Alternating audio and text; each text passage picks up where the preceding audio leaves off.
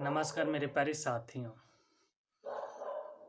भारत एक ऐसा देश है जहां विश्व के सबसे सभी देशों से अधिक विविधताएं हैं। एक तरफ प्राकृतिक विविधता के कारण विश्व के देशों से सबसे अधिक आकर्षण का देश है, तो दूसरी तरफ जातीय जातियों में विभाजित भारत अपमानित भी होता रहा है।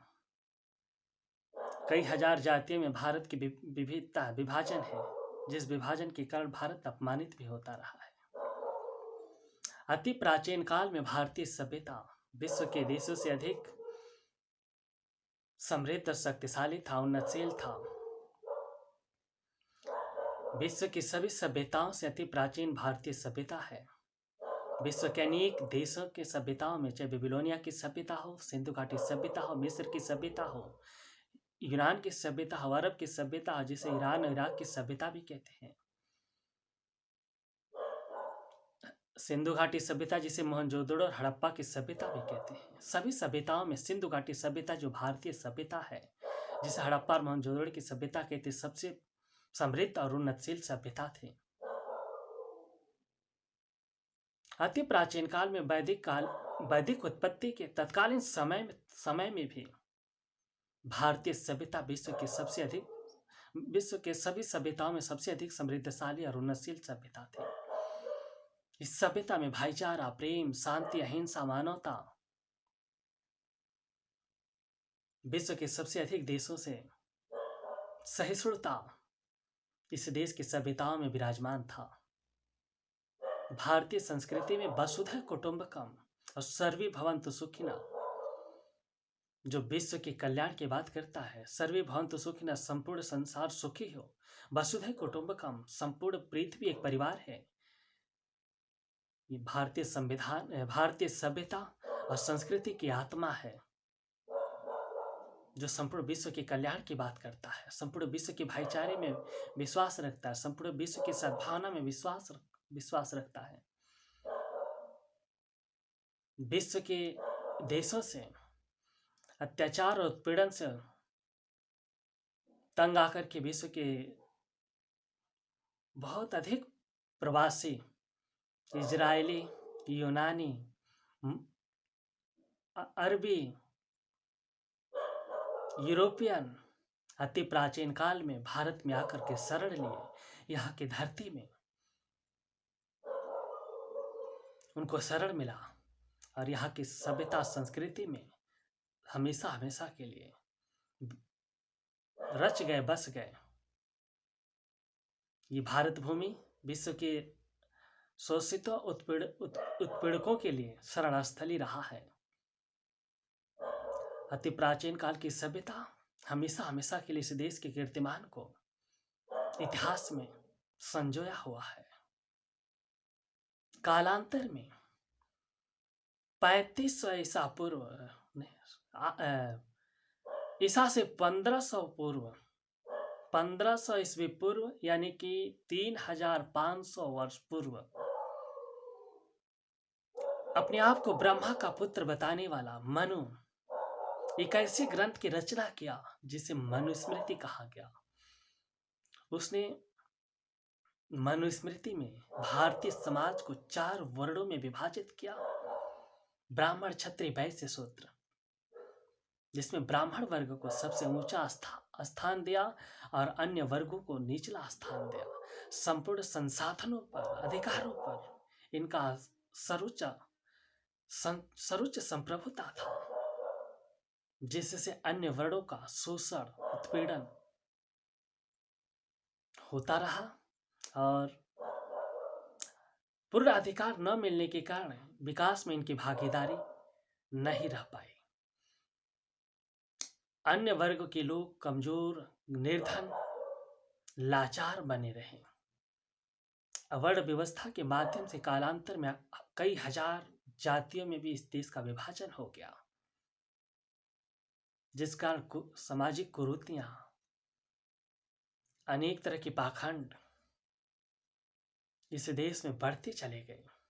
ऐसे देश की सभ्यता का पतन होता चला गया, जिसके कारण यहाँ की राष्ट्रीय एकता कमजोर हो गई और राष्ट्र शक्ति भी कमजोर होता चला गया।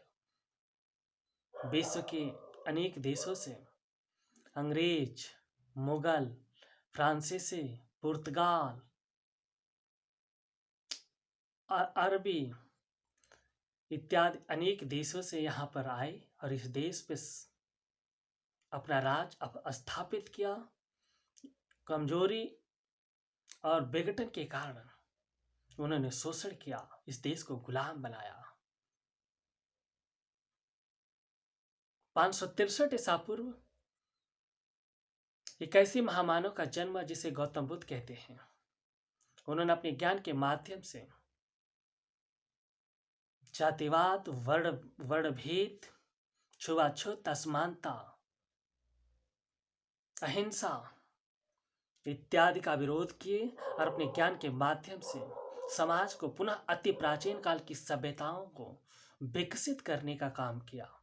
भारतीय सभ्यता को पुनः उन्नति के शिखर पर पहुंचाने का काम किया। जिनकी विचारधारा को बौद्ध धर्म के नाम से पूरी दुनिया में विकास मिला, उनका प्रचार प्रसार हुआ, जिसे हम बौद्ध धर्म कहते हैं। वर्तमान में दुनिया के 128 देशों में बौद्ध धर्म के मानने वाले लोग हैं। अनेक देशों में Sri Lanka, Vietnam, Laos, Cambodia, Bhutan, Nepal, अनेक देश तो बौद्ध धर्म को अपना राष्ट्र धर्म भी घोषित कर चुके हैं। ईसा से 185 वर्ष पूर्व पुष्यमित्र शुंग नामक व्यक्ति,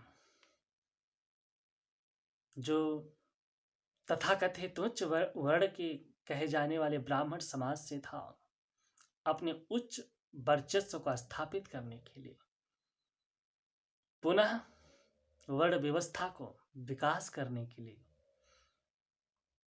जातिवाद को आगे बढ़ाने के लिए उसने बौद्ध धर्म, जो समानता का, भाईचारा का, विश्व बंधुत्व का विकास हुआ था, उसका पतन करना शुरू कर दिया। जबकि उसके पूर्व में बौद्ध धर्म का विचार, बौद्ध धर्म का संदेश अनेक राजाओं ने पूरी दुनिया में प्रचार प्रसार किया था। सम्राट अशोक मौर्य, चंद्रगुप्त मौर्य, बृहद्रथ, घनानंद, नंदवंश, अनेक राजाओं ने बौद्ध धर्म का प्रचार करके दुनिया से अधिक विकसित सभ्यता स्थापित किया था। अति प्राचीन काल की जो सभ्यता का गौरव कीर्तिमान स्थापित था, उसे पुनः विकसित किया, पुनर्जीवित किया। दुनिया के देशों से अधिक इस देश में विश्वविद्यालय का विकास हुआ, विश्वविद्यालयों का निर्माण हुआ। सम्राट अशोक मौर्य ने तो अपने शासनकाल में उसकी संख्या को और अधिक बढ़ाया। इतना अधिक इस विश्वविद्यालयों के ज्ञान का विकास हुआ कि दुनिया के देशों से लोग यहाँ पढ़ने आया करते थे, यहाँ ज्ञान प्राप्ति के लिए आया करते थे। चीन से फाहियान और वेनसांग तो भ्रमण पर आए, लेकिन इस बौद्ध धर्म के ज्ञान से आकर्षित होकर अपना संपूर्ण जीवन समर्पित कर दिए इसके प्रचार प्रसार में, और दुनिया के देशों में बौद्ध धर्म को प्रचार प्रसार किया, जिससे भारत देश विश्व गुरु कहलाया। और सभ्यता के मामले में विश्व की सभ्यताओं का जननी भी कहा जाता था। लेकिन पुष्यमित्र शुंग ने बौद्ध धर्म के विनाश के लिए विश्वविद्यालयों का विनाश किया। बौद्ध स्तूप, गुफा,